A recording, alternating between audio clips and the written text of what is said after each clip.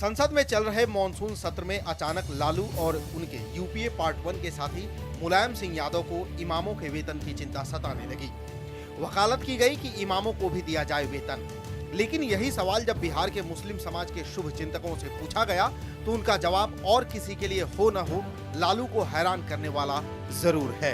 ये पूरे इज्जत और इकराम के साथ बकिया ये मसाइल 10 साल 12 साल 15 साल के बाद लोगों को याद आते रहते हैं।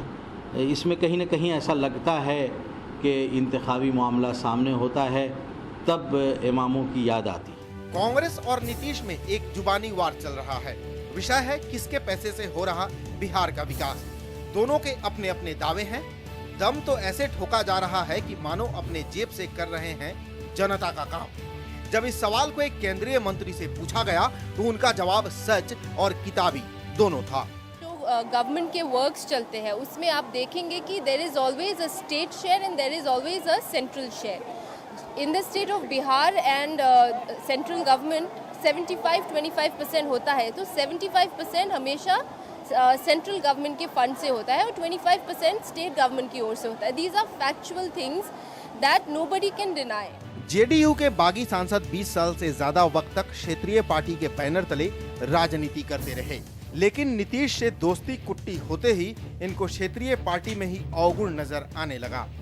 फरमाते हैं कि राष्ट्रीय दल के हाथों ही राज्य का विकास संभव है, लेकिन दूसरे नेता कुछ और ही फरमाते हैं।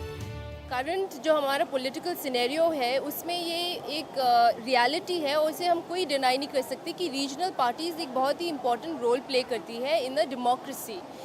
दिस ओनली रिफ्लेक्ट्स कि आज हमारी जो डेमोक्रेसी है वो बहुत ज़्यादा वोकल है और हमारे जो रीजनल इश्यूज़ है उसे अलग तरीके से कभी कभी एड्रेस करना पड़ता है और ये आज हमारी पॉलिटिकल सिनेरियो का एक बस रियलिटी है। सूबे के अंदर भी बताया जा रहा है कि कई जगहों पर अलग अलग मुद्दा प्रभावी होगा। कोसी के किनारे राजनीति की सुई 2 साल पीछे घूमेगी। मुद्दा होगा बाढ़ की तबाही। परफॉर्मेंस भी आएगा और कोसी की तबाही भी आएगी। तो कोसी की तबाही सरकार की एक तरह से ये कहा जाए कि अनदेखी की वजह से हुआ है। बार बार इस बात से आगाह किया जा रहा था कि कोसी में बाढ़ आने वाला है, वहाँ एम्बैंकमेंट टूटने वाला है, लेकिन उस समय कोई ध्यान नहीं दिया गया और आज तक इतने दिन गुजर गए, एक भी अफसर को उसके लिए दोषी नहीं ठहराया गया, उसके खिलाफ कोई कार्रवाई नहीं हुई। तो लोग इसका भी हिसाब किताब करेंगे। लेकिन इन सब के बीच यकीन मानिए सत्य है कि राजनीति अपने मूल परिपाटी पर ही है।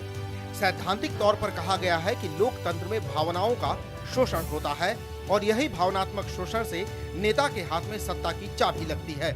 लिहाजा शिक्षा, स्वास्थ्य, रोटी, मकान जैसे मुद्दे हैं तो जरूर, लेकिन राजनीति का मिजाज इसके सहारे नहीं मापा जा सकता। मौर्य के लिए कैमरा पर्सन वाई के जोशी के साथ धीरेन्द्र की रिपोर्ट।